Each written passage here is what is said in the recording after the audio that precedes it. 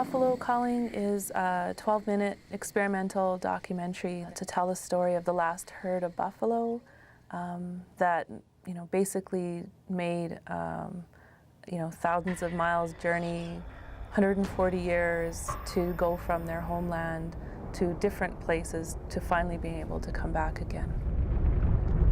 I went on to location of the 3 places where the last herd of buffalo lived over the last 140 years or so, and shot video there of the buffalo and the remnants of the herd as it moved through this space. It uses animation to tell the historical part of the story. The story really starts in the 1850s and then moves through time to today.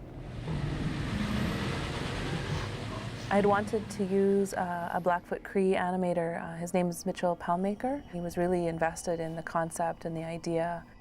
I was actually approached by Tasha Hubbard to animate for her film, so I jumped at the opportunity. I was very happy to help make her vision come to life.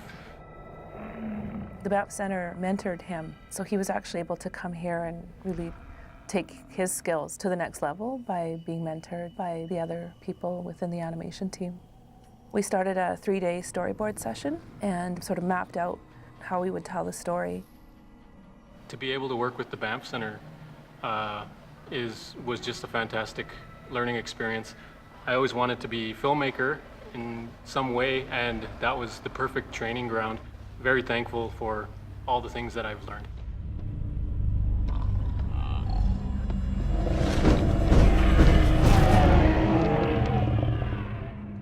From the beginning, I didn't want to impose any kind of voice on the film in terms of a narration or even text. I really wanted it to be a visual experience and to see the buffalo's journey as much as possible from their perspective. And so I had the idea for the soundtrack that rather than hearing this is what's happening, that we really just hear the buffalo. I think people are really used to seeing images of buffalo, but very few people have actually heard their voice.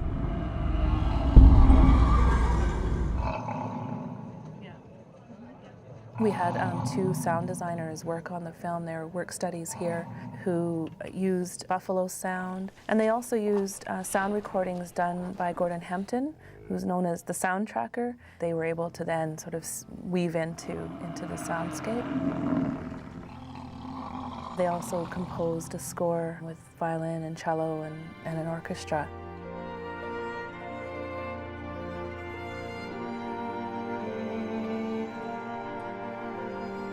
I think it's really fitting that I do this interview today because it's the last day that we'll be working on the film. And I woke up this morning and realized I felt a little bit sad because it's been this 2.5-year journey.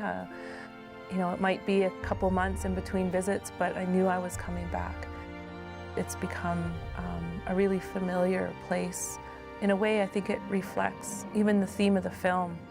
In a lot of ways, it's patience and, the buffalo being taken from their home and being in these different places and the idea of patience to make it home again.